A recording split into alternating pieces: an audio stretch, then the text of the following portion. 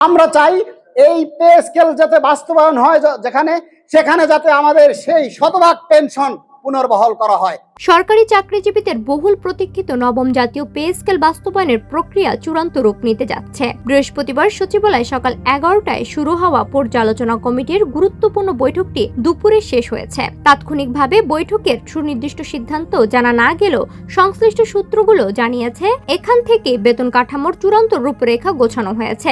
সরকারের পরিকল্পনা অনুযায়ী আগামী 1 জুলাই থেকে এই নতুন পে স্কেল কার্যকর হতে যাচ্ছে।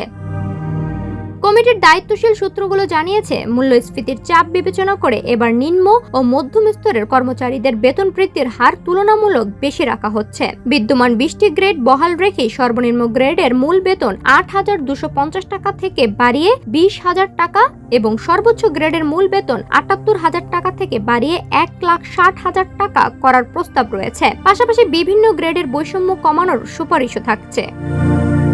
অর্থ ও পরিকল্পনা মন্ত্রী আমির খসরু মাহমুদ চৌধুরী জানিয়েছেন, বর্তমান অর্থনৈতিক কঠিন পরিস্থিতি মধ্যেও নতুন বেতন কাঠামো জুলাই থেকেই বাস্তবায়ন করা হবে। 10% মহার্ঘ ভাতা নতুন বেতনের সঙ্গে সমন্বয় করায় সরকারের অতিরিক্ত ব্যয়ের চাপ কমে 37,000 কোটি টাকায় নেমে এসেছে। তবে বাজেটের সীমাবদ্ধতার কারণে কমিশনের সম্পূর্ণ সুপারিশ একেবারে নয়, বরং 3 ধাপে বাস্তবায়ন হতে পারে। প্রধানমন্ত্রী তারেক রহমানের সঙ্গে বাজেট সংক্রান্ত সাম্প্রতিক বৈঠকে এই রূপরেখাই চূড়ান্ত করা হয়েছে।